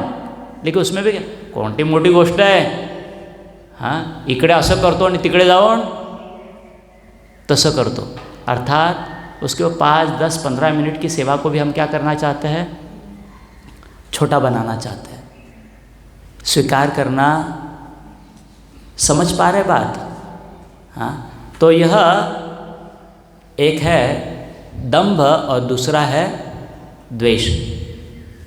तो द्वेष के कारण, माफ़ कीजिए, दंभ, हाँ यहाँ पे दोनों भाई मिलते, मतलब दोनों के साथ साथ है, दोनों हाथ में हाथ मिलाकर काम करते हैं। हाँ, दंभ और द्वेष। चलिए ठीक है। तो किसी की सत्यता को, अर्थात जो कुछ अच्छाई है छोटी मोटी, वो सत्यता है, लेकिन उस सत्यता को व्यक्ति स्वीकार नहीं कर पाता है। और जो झूठा है, अर्थात खुद का झूठापन, उस झूठेपन को क्या करने का प्रयास करता है? सत्यता में परिवर्तित करने का प्रयास करता है। तो यहाँ पर भगवान प्रकट होते हैं कलयुग में। किस रूप में प्रकट होते हैं? आएगा आगे। यज्ञ संकीर्तन प्राय यजंती ही सुमेधसा, आने वाले 2-3 श्लोकों में है, भगवान का विशेष गुणगान है। वहाँ पे भी नहीं बताया है कि वो चैतन्य महाप्रभु रहेंगे, नहीं बताया। लेकिन आज के श्लोक तात्पर्य में कहा है कि जो ज्ञानी है,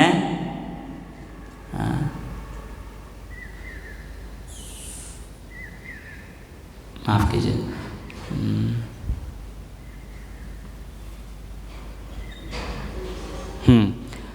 कलयुग में भगवान का अवतार प्रत्यक्ष रूप से अपने को ईश्वर नहीं कहता, अपितु उन्हें वैदिक शास्त्रों के अनुसार पटु भक्तों द्वारा पहचाना जाता है।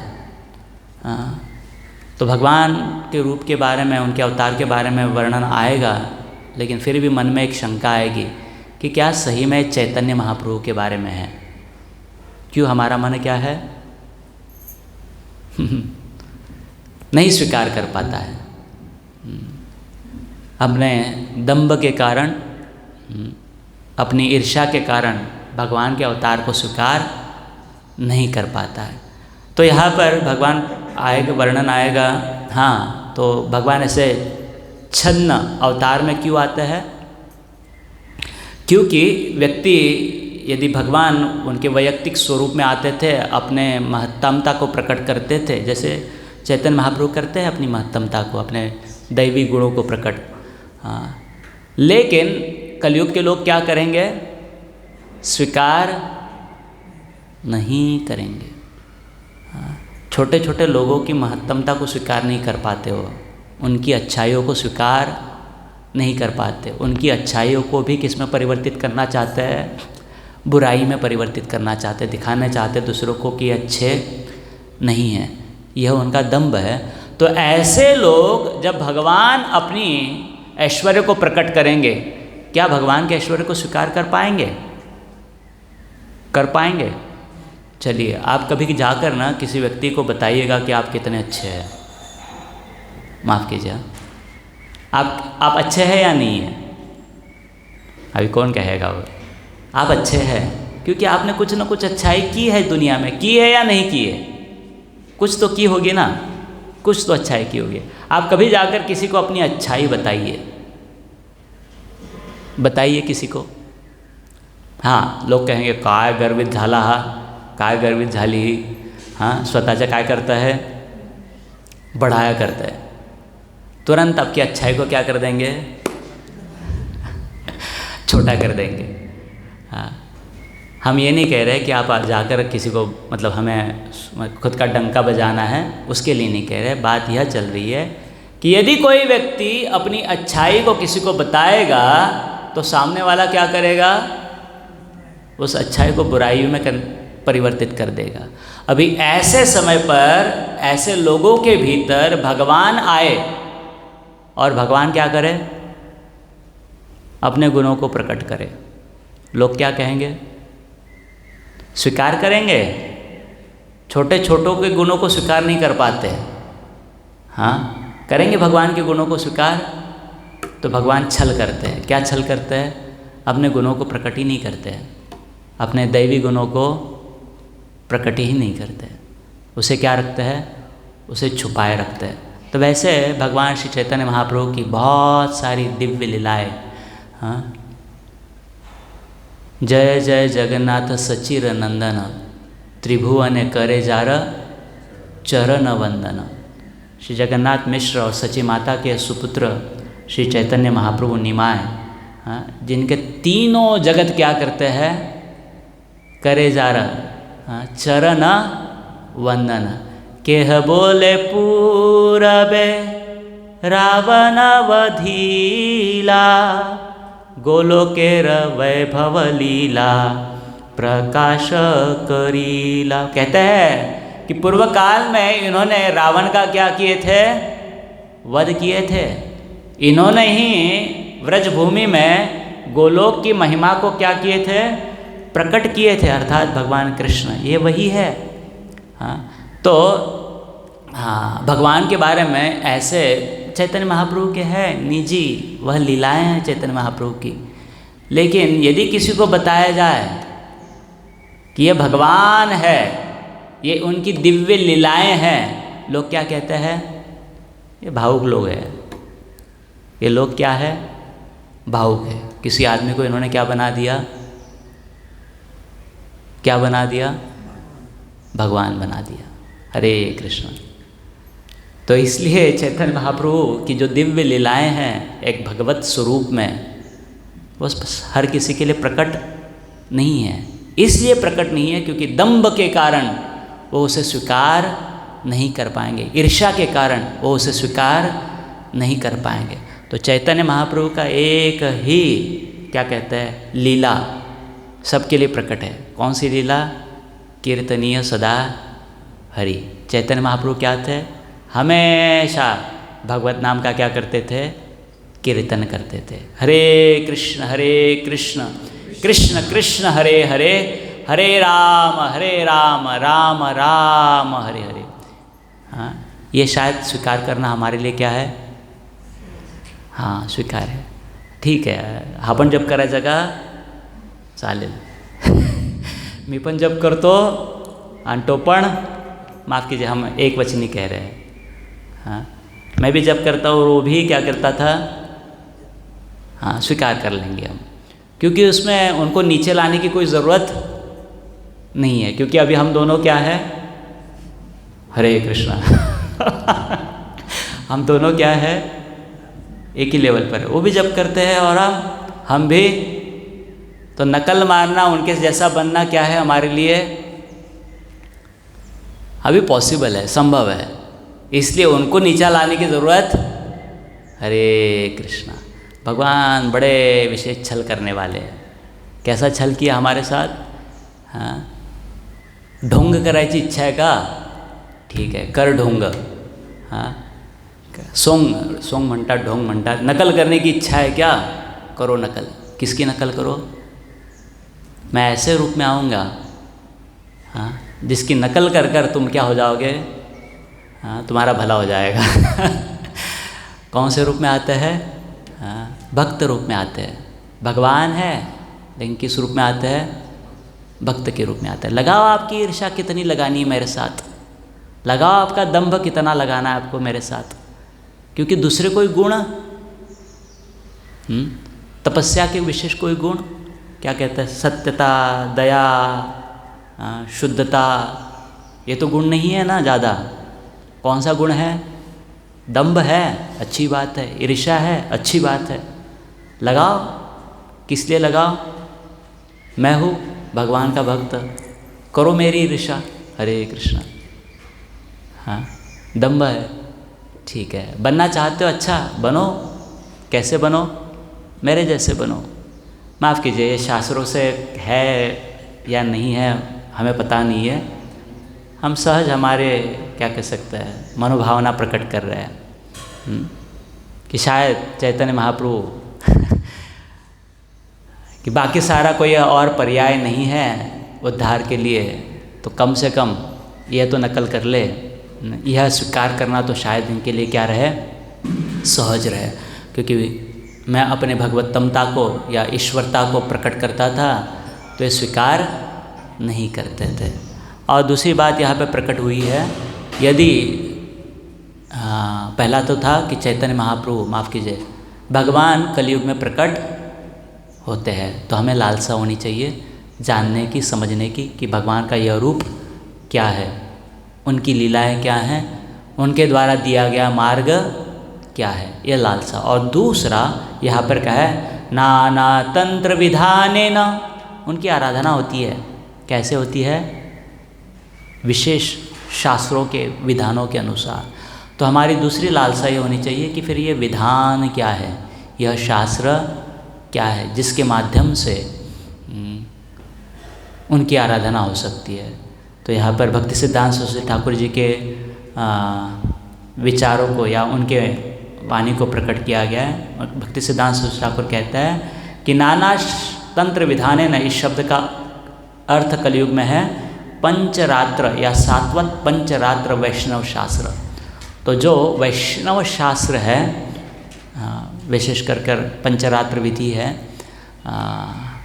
नारद मुनि के द्वारा प्रकट की गई, उस विधानों का यहाँ पर उल्लेख हुआ है, जिस विधानों का स्वीकार कर हम भगवान की आराधना कैसे की जाए, अर्थात श्री विग्रहों की आराधना कैसे की जाए, उसका उल्लेख इन शास्त्रों में है। तो यदि हम भगवान की सेवा कलयुग में करना चाहते हैं तो इन शास्त्रों का हमने क्या करना चाहिए, आश्रय लेना चाहिए। उसमें से भक्ति शास्त्र जो है, तो कौन से भक्ति शास्त्र हैं, तो हम कहते हैं, हम जानते हैं गीता और श्रीमद् भागवतम। तो यदि भगवान की आराधना करना चाहते हैं हम, तो हमने इन शास्त्रों का आश्रय लेना चाहिए, जिसके माध्यम से हमें भगवान की आराधना करना सहज संभव होगा। ठीक है, रुकेंगे यहाँ पर। किसी का कोई प्रश्न है?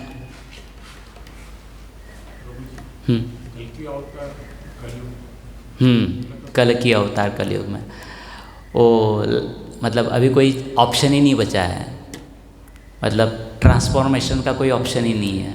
पहले जो युग के अवतार थे, हाँ, कहीं ना कहीं वह भक्तों को क्या कहते हैं, परित्राणाय साधुनाम विनाशाय च दुष्कृताम। भगवान केवल विनाश के लिए नहीं आते, किसके लिए आते हैं, परित्राणाय साधुनाम। तो पूर्व काल में भगवान के जितने सारे अवतार हैं, कहीं ना कहीं उन्होंने परित्राण किया है किसी ना किसी का, हाँ, अपने रूप को प्रकट कर कर, अपनी लीलाओं को प्रकट कर कर साधुओं का अर्थात सज्जनों का उन्होंने क्या किए हैं, उद्धार किए। और ये सारे पर्याय जब समाप्त हो जाएंगे, फिर आएंगे हाँ कल की अवतार। तो कहते भगवान धर्म संस्थापनार्थाय संभवामि युगे युगे। तो युगावतार होता है भगवान का। तो जब पूर्व काल में जब वर्णन हो रहा है सत्य त्रेता और द्वापर का, तो उसमें युगावतारों का वर्णन हो रहा है। वैसे तो अवतार भगवान के कितने हैं, असंख्य अवतार है। हाँ, तो युगावतारों का वर्णन क्यों हो रहा है, क्योंकि निमि महाराज का प्रश्न था कि भगवान की आराधना किस रूप में होती है, उस युग में आराधना किस रूप में होती है। तो कल की अवतार की आराधना नहीं होगी, क्योंकि वह युगावतार नहीं है। वो धर्म स्थापना के, माफ़ कीजिए, हाँ, सज्जनों के उद्धार के लिए नहीं आएंगे। क्यों आएंगे, हाँ, बस अभी कलयुग को क्या करना है, समाप्त करना है। तो भले ही, हाँ, माफ़ कीजिए, भले ही का अर्थ है, हाँ, ज़रूर ही भगवान का अवतार है कलयुग में, कल की अवतार आएगा कलयुग के अंत में, लेकिन वह युगावतार नहीं है। वह रूप नहीं है भगवान का जिस रूप की आराधना के माध्यम से लोग क्या कर पाएंगे, आत्म साक्षात्कार कर पाएंगे। वह अवतार नहीं है। हाँ, कौन सा अवतार है वह, फिर वह एक ही है, श्री चैतन्य महाप्रभु। ठीक है, तो आपका सवाल इसी कारण था ना कि उस अवतार के बारे में वर्णन नहीं आएगा आगे। कलयुग के अवतार अर्थात कल के अवतार के बारे में वर्णन नहीं करेंगे निम्न करभाजन ऋषि, चैतन्य महाप्रभु के बारे में वर्णन करेंगे। क्यों, क्योंकि उस अवतार के बारे में वर्णन कर रहे हैं, उस अर्चन विधि के बारे में वर्णन कर रहे हैं, जिसको अपना कर व्यक्ति क्या कर ले, अपना उन्नति कर ले, अपना आत्म साक्षात्कार को प्राप्त कर ले। तो कल के अवतार की आराधना के बारे में नहीं है, वह विधि नहीं है। ठीक है, हाँ, भगवान विष्णु के अवतार है, तो ज़रूर ही, वैसे असंख्य अवतार है भगवान के, असंख्य नाम हैं। हर किसी नाम में, हर किसी अवतार में वही गुण है, माफ़ कीजिए, वही गुण कहेंगे, वही क्षमता है किसी को उद्धार करने की। तो कोई वर्शिपर्स हो सकते हैं, कोई भगवान के वैसे भी भक्त हो सकते हैं जो कौन से अवतार की आराधना करे होंगे, कल के अवतार की। लेकिन सबों के लिए सहज जो रूप का वर्णन आएगा, जिस रूप की आराधना का वर्णन आएगा, वह है श्री चैतन्य महाप्रभु। और कोई प्रश्न है या कोई टिप्पणी है? हाँ तो गुरु की सेवा पहले करनी चाहिए भगवान की। हाँ, गुरु की सेवा पहले करनी चाहिए भगवान की। हरे कृष्णा। तो गुरु क्या सेवा चाहते हैं हमसे? नाम हाँ मंत्र दिए हाँ, वो मंत्र जपना चाहिए क्या? हरे कृष्ण मंत्र नहीं नहीं, माफ़ कीजिए। हाँ, गुरु की सेवा का अर्थ क्या होता है? तो काफ़ी समय गुरु की सेवा बहुत सारे भक्तगण पुनः उस बात को सीमित ही समझ लेते हैं। सीमित कैसे? सीमित शरीर की दृष्टि से सीमित, क्योंकि हमारी मनोभावना हमेशा शरीर पर ही स्थित रहती है। तो गुरु जी की सेवा अर्थात गुरु महाराज की सेवा को भी व्यक्ति किस रूप से समझता है? केवल शारीरिक रूप से ही समझ पाता है, हाँ, गुरु महाराज की सेवा को। लेकिन जैसे यदि आपने डिसाइपल कोर्स है, क्या कहते हैं उसे हिंदी में? माफ़ कीजिए, शिष्य, माफ़ कीजिए, डिसाइपल कोर्स करके कोर्स है, उसमें बताया गया है कि गुरु सेवा कैसी होती है। 2 प्रकार की होती है, वपु सेवा और वाणी सेवा। हाँ, तो वपु सेवा अर्थात उनकी वैयक्तिक रूप से, शारीरिक रूप से उनकी सेवा करना, हाँ, और दूसरा होता है वाणी सेवा। वाणी सेवा का अर्थ होता है उनके दिए गए उपदेशों का पालन करना। 2 तरीके की सेवा होती है, वपु और वाणी। और उसमें विशेष करके बताया गया है कि वपु सेवा से वाणी सेवा श्रेष्ठ है। क्यों श्रेष्ठ है? क्योंकि वपु सेवा के लिए सीमाएं हैं। वपु सेवा के लिए क्या है? सीमाएं हैं, मर्यादाएं हैं। एक आध व्यक्ति ही कर सकता है और कुछ समय के लिए कर सकता है। लेकिन वाणी सेवा, वपु सेवा के लिए पुनश्च शारीरिक बंधन है कि हम यहाँ पर है, गुरु महाराज कहीं पर है, तो शरीर हमारे बंधन के कारण हम वह सेवा नहीं कर सकते। लेकिन हम जहाँ कहीं है उनके उपदेशों का पालन कर कर उनकी सेवा, आप समझ पा रहे हैं ना? तो गुरु महाराज हमसे ये नहीं चाहते कि हम उनके शारीरिक संतुष्टि के लिए कुछ करें। हाँ, माफ़ कीजिए, हाँ, हमारे लिए सही है, हमारे लिए उचित है, लेकिन गुरु महाराज वो नहीं चाहते। गुरु महाराज क्या चाहते हैं? गुरु महाराज यह चाहते हैं कि हम भगवान के अच्छे से सेवा करें। क्या है हमारे, हम सुबह सुबह कहते हैं चतुर्विधा श्री भगवत प्रसाद स्वादन्न तृप्तान हरिभक्त संगान कृत्वैव तृप्तिम। उसमें है, हर श्लोक में है कि उन्होंने हमें दी, क्या दी? भगवान की अलग अलग व्यंजनों के द्वारा भगवान को भोग लगाओ, और भोग लगा के क्या करो? प्रसाद बांटो और प्रसाद स्वीकार करो, प्रसाद की सेवा करो। किसने दी ये सेवा हमें? किसने सिखाई हमें सेवा? हाँ, फिर तत्पश्चात आता है कि भगवान, माफ़ कीजिए, हाँ, क्या है उसके बाद? निकुंजयूनो, माफ़ कीजिए, उससे पहले क्या है? हाँ, श्री विग्रहारा धन नित्य नाना श्रृंगारतन मंदिर मार्जना दो। गुरु महाराज क्या कर रहे हैं? भगवान के विग्रहों की आराधना कर रहे हैं, मंदिर का क्या कर रहे हैं? मार्जन कर रहे हैं। वो खुद भी कर रहे हैं इस तरह से, और अपने भक्तों को भी क्या कर रहे हैं? उस सेवा में संलग्न कर रहे हैं। तो गुरु महाराज चाहते क्या है? हर एक श्लोक में है अर्थ। वैसे क्या चाहते हैं? कि हम भगवान श्री राधा कृष्ण की क्या करें?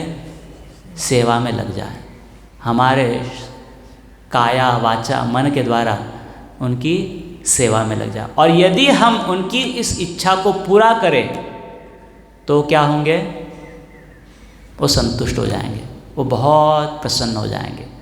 हाँ, तो काफ़ी समय भक्त सीमित दृष्टि से यह देखते हैं कि यदि गुरु महाराज का या गुरु महाराज को हम शारीरिक रूप से कुछ करें तो वही सेवा कहलाएगी, लेकिन यदि वह ना करे तो हम कोई सेवा कर ही नहीं रहे, ऐसा उन्हें लगता है। लेकिन उस शारीरिक रूप से जो सेवा की जाती है उसकी बहुत क्या है? सीमा है, बहुत सीमित है वह। लेकिन यह जो वाणी सेवा है कि गुरु महाराज चाहते हैं हम भगवान के अर्च विग्रहों की सेवा करें। गुरु महाराज चाहते हैं अर्थात वो चाहते भी और सिखाते भी हैं अपने कार्य से। कि मंदिर का मार्जन करे, भगवान को भोग लगाए, भगवान का नाम संकीर्तन करे, वगैरह वगैरह वगैरह। तो यदि हम उनकी यह इच्छा को पूर्ण करें तो क्या है यह गुरु सेवा ही है। हाँ, यह क्या है? गुरु सेवा है। तो कभी भी गुरु सेवा यह भगवान की सेवा से विभिन्न नहीं रहेगी। हाँ, और यदि गलती से हमें वैसे लग रहा है कि गुरु सेवा अलग है और भगवान की सेवा अलग है, तो कहीं ना कहीं हमारी समझ में क्या है? कमी है। हाँ, तो जब भी हम भगवान की सेवा में लगे हुए हैं, हम किन की सेवा में लगे हुए हैं? गुरु महाराज की सेवा में लगे हुए हैं। हाँ, यह जानकर, यह समझकर, क्योंकि यह सेवा हम हमारे कहने पर नहीं कर रहे हैं, हम केवल हमारी इच्छा से नहीं कर रहे, हम गुरु महाराज के आदेश पर कर रहे हैं, हम प्रभुपाद जी के आदेश पर कर रहे हैं। तो आप समझ रहे हैं बात? हाँ हाँ, तो जैसे पुलिस ऑफिसर होते हैं या पुलिस वाले होते हैं, वो हमेशा सेना में तैनात होते हैं, मतलब अपने क्या कहते हैं, ड्यूटी पर तैनात होते हैं, लेकिन उन्हें पता है कि वो किसी अमलदार के नीचे है, किसी थानेदार के अंतर्गत काम करते हैं, बराबर ना? वो सरकार के नौकर है, सरकार के लिए कर रहे हैं, लेकिन हमेशा पता रहता है उनको कि किसके निर्देश पर कर रहे हैं वह किसी, आप समझ रहे हैं, थानेदार, हाँ, इंस्पेक्टर है, कोई एसपी है, सुपरिटेंडेंट ऑफ पुलिस है, उन्हें हमेशा पता रहता है क्योंकि इनके निर्देश पर कर रहे हैं, है गवर्नमेंट के सेवक, लेकिन किसके निर्देश पर है? हाँ, थानेदार के, अमलदार के निर्देश पर है। वैसे ये साधक होता है, हमेशा भगवान की सेवा में रहता है, लेकिन उसे पता है किसके निर्देश पर है हम? गुरु महाराज के। इस दृष्टि से या इस तरीके से वो कभी भी अपने गुरु महाराज से भिन्न अर्थात विलग नहीं होता है। प्रभुपाद जी कहते हैं हाँ, कि मैं कभी भी अपने गुरु महाराज से, मुझे क्या कहते हैं, मैं दूरी महसूस नहीं किया, कभी मुझे ऐसा नहीं लगा कि मेरे गुरु महाराज मेरे साथ नहीं है। क्यों? क्योंकि हमेशा मेरे गुरु महाराज के उपदेश मेरे साथ थे, मैं कभी भी उन उपदेशों को भुला नहीं। तो इसलिए मुझे कभी लगा नहीं कि मेरे गुरु महाराज मेरे साथ नहीं है। तो इस संबंध को, गुरु और शिष्य के संबंध को हमने इतना सीमित नहीं करना चाहिए। कितना सीमित? कि हम केवल उसे शरीर के आधार पर ही संबंध लगा दें, और सेवा को भी कैसे संबंध में, किस ढांचे में बिठा दें कि यदि हम उनके लिए वैयक्तिक कुछ करते हैं तो वो गुरु सेवा होगी, और नहीं कर पाते तो ये गुरु सेवा नहीं है। ऐसा सीमित स्वरूप हमने गुरु सेवा को देना नहीं चाहिए। ठीक है? हाँ, ठीक है। और कोई प्रश्न है? वो भी दंभ की बात आ जाती है कभी कभी। चलिए, इसे सहज बताएं, इसको भी समझने का। मैं बड़ा भक्त हूँ, कैसे बताऊँ मैं? कैसे बताऊँ मैं बड़ा भक्त हूँ? हरे कृष्ण। मुझे सिद्ध करना है कि मैं बड़ा भक्त हूँ। हाँ, तो मुझे कुछ ना कुछ बाह्य मापदंड लाने पड़ेंगे, कुछ ना कुछ तरीके ढूंढने पडेंगे। मतलब माझं सोनं सोनं आहे ना सोनं, मला कशाला सिद्ध करायची गरज आहे की हे काय आहे? सोनं आहे। ज्याला गरज असेल तो सिद्ध करत बसेल कि हे काय आहे। मला गरज, आप समझ रहे हैं ना, मेरे पास सोना है, मुझे क्या ज़रूरत है किसी को बताने की कि असली है या नकली है? कोई ज़रूरत है? कोई ज़रूरत नहीं है। क्यों? क्योंकि मुझे पता है कि ये क्या है। हाँ, समस्या कहाँ जाती है? जब मुझे लगता है कि किसी को लगना चाहिए कि ये क्या है, सोना है, तब समस्या आ जाती है। क्या करने की? सिद्ध करने की कि ये सोना ही है और कुछ। समझ रहे बात आप? सरलता क्या थी? आपके पास सोना है ना, हाँ, सोने के मतलब गहने हैं, बनाइए, पहनिए सोने के गहने। अपने आप को कैसे समझिए? सुंदर समझिए आईने में देखकर, क्योंकि आपके पास क्या है? सोना है। आपके पास सोना है, आपको अमीर समझना है, समझिए अमीर अपने आप को, क्योंकि आपके पास क्या है? सोना है। लेकिन आप और किसी पर निर्भर क्यों है? यह समझने के लिए, यह स्वीकार करने के लिए कि आप सुंदर है, आप अमीर है, फिर समस्या आ जाएगी। क्या समस्या आएगी? आपको सिद्ध करना पड़ेगा कि आपने जो गहने पहने हैं वो नकली वाले नहीं है वो क्या है? फिर समस्या आ जाएगी। सिद्ध करना पड़ेगा आपको। कैसे सिद्ध करेंगे आप? आम्ही गेलो होतो विकत घ्यायला, ये बताना पड़ेगा। क्योंकि विकत घ्यायला गेलो होतो याचा अर्थ काय? पैसे दिलेत ना, पैसे दिले म्हणजे कसं असेल हे? खरं असेल। और फिर पैसा भी बताना पड़ेगा। काय बाबा काय रेट झाला आहे सोन्याचा? हां आता मला माहिती नाही हाँ कुठं तो रेट होता, कुठं हा रेट होता, क्यों बता रहे पता है? उनको लगना चाहिए कि आपने 1 करोड़, माफ़ कीजिए 1 करोड़ ज़्यादा हो गया, हाँ आपने 5 लाख 2 लाख खर्चा किया है, उन्हें लगना चाहिए। क्यों लगना चाहिए उन्हें खर्चा किया आपने? क्योंकि तभी जाकर उनका विश्वास होगा कि आपने पहना हुआ क्या है। हरे कृष्णा। तो रेट के बारे में क्यों बोलता है आदमी? ऐसे नहीं कि उसने बहुत खर्चा किया इसलिए, सामने वाले को समझना चाहिए। देखिए मन कितना खतरनाक है हमारा। आपको आवाज़ आ रही है ना? हाँ बता दिया उसने रेट सोने का, हमने खरीदलं एवढ्या रुपयाला खरीदलं, लेकिन उसे समझ में ही नहीं आया उसने रेट क्यों बताया। अरे क्या बताने की ज़रूरत थी? वो खरीदने जाने वाला था क्या सामने वाला? आप क्या उसको बता रहे हो की तुझा विकत घ्यायचं असेल इतना नको इतना विकत घे, 100 रुपये कमी लागतात तिथं, इसलिए बता रहे थे रेट उसको? किस लिए बता रहे थे रेट? उसे विश्वास आए। क्या विश्वास? हरे कृष्णा। हाँ तो हाँ हमने, हमारे पास सोना है, हम अमीर है, हमने सोने के गहने पहने, हम सुंदर है, किसी और को इसके ऊपर क्या कहते हैं सिक्का लगाने की ज़रूरत नहीं है। यदि हमें विश्वास है कि हमारे पास क्या है? असली वाला सोना है। वैसे ही यदि हमें लग रहा है कि हम सही में प्रामाणिक रूप से सेवा साधना में प्रगति करने का प्रयास कर रहे हैं, सेवा साधना में प्रामाणिक रूप से प्रगति करने का प्रयास कर रहे हैं, ऐसे यदि हमें लगता है तो किसी और को ये बताने की कोई ज़रूरत नहीं है, ये सिद्ध करने की कोई ज़रूरत नहीं है कि आपने माला की, कैसे माला की आपने, आप कितना माला करते हैं, ये बताने की कोई ज़रूरत नहीं है। आप गुरु की सेवा करते हैं या नहीं करते, ये बताने की ज़रूरत नहीं है। आपके गुरु महाराज जी का नाम क्या है, उनके विशेष गुण क्या है, माफ़ कीजिए हम कोई वैयक्तिक नहीं बता रहे, लेकिन व्यक्ति को ये ज़रूरत लगने लगती है। जैसे कहे ना आपको, आपके पास सोना है ना, पहनिए, खुश रहिए, अपने आप को क्या समझिए?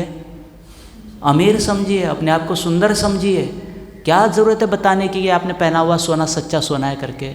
उसका रेट बताने की क्या ज़रूरत है? बता रहे हैं क्यों? विश्वास नहीं है कि हम क्या है, हम श्रीमंत हैं या हम सुंदर हैं। तो वैसे ही आप गुरु महाराज की कितने अच्छे से सेवा करते हैं, कितना अच्छे से आपको गुरु महाराज का सानिध्य प्राप्त है, कितना आप वैयक्तिक रूप से आपका संबंध है गुरु महाराज से, क्यों बताना पड़ रहा है ये? आप अच्छे भक्त हैं ना, आप प्रगत भक्त हैं, प्रगत शिष्य हैं, आप प्रामाणिक शिष्य हैं, आप प्रगति कर रहे हैं ना। बताने की क्या ज़रूरत है? लेकिन बताने की ज़रूरत पड़ रही है, इसका अर्थ क्या है? सच्चा सोना नहीं है। हाँ डुप्लीकेट ज्वेलरी है, तो डुप्लीकेट ज्वेलरी में क्या करना पड़ेगा?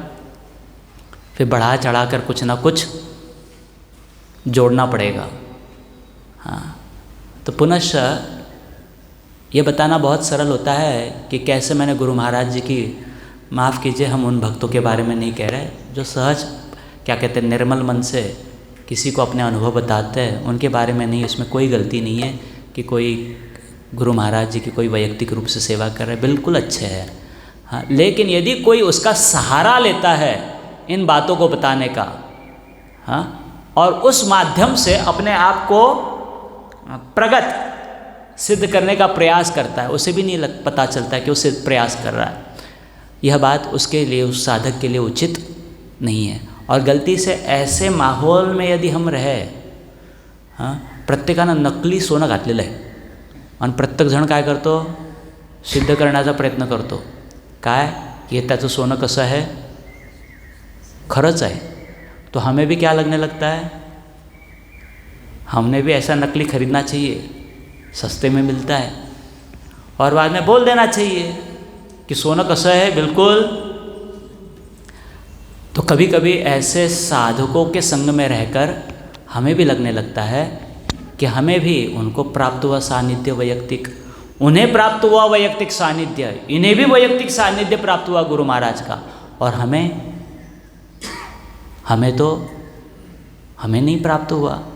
तो हम क्या है फिर, वो प्रगत है क्योंकि उन्हें वैयक्तिक सानिध्य और हमें वैयक्तिक सानिध्य प्राप्त, तो हम क्या है फिर, हम प्रगत नहीं हैं. फिर हमें भी कहीं ना कहीं जाना पड़ेगा और गुरु महाराज के साथ एक हाथ कोई तस्वीर खींचना पड़ेगा, माफ़ कीजिए, हाँ, एक हाथ कोई कार्य करना पड़ेगा जिसे हमें बताएंगे कर हम भी सिद्ध कर पाएंगे कि हम भी साधना सेवा में क्या है, प्रगत है. आप समझ पा रहे या? हाँ. तो ये कहाँ से आ गया, वो सानिध्य के से आ गया गलत. तो मापदंड क्या है सही में, यदि आप इस तरह से, जैसे हमने कहा, हाँ,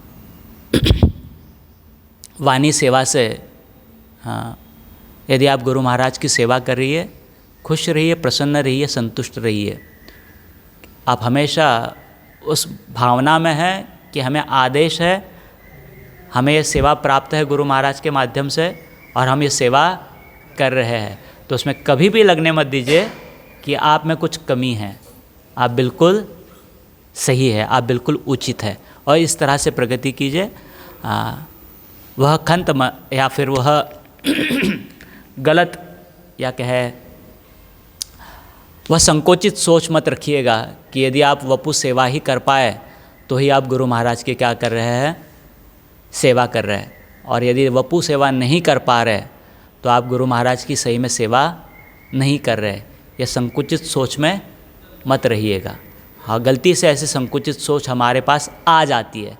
कहाँ से आ जाती है, वैसे सानिध्य से, वैसे माहौल से. और ये क्यों आती है, एक तो माहौल है और दूसरा है वाणी सेवा करने के लिए हमेशा कष्ट, माफ़ कीजिए, हम ये नहीं कह रहे कि वपु सेवा के लिए कष्ट नहीं है, ज़रूर कष्ट है. हाँ, लेकिन वाणी सेवा 24 घंटा संभव है. वाणी सेवा यह 24 घंटा संभव है. वपु सेवा 24 घंटा किससे संभव है, किसी एकाध वैयक्तिक शिष्य को जो गुरु महाराज के साथ नित्य उपलब्ध या नित्य उनका सानिध्य में है, उनके लिए संभव है. लेकिन हमारे लिए वाणी सेवा 24 घंटा. तो एक आध बार एक आध जगह पे जाकर गुरु महाराज से मिलकर आना और बताना कि हम गुरु महाराज से मिलकर आए, हाँ, ये सहज है. हाँ, और यह बता भी सकते किसी को, सिद्ध कर सकते ये किसी को, सहज है और सिद्ध कर सकते हैं.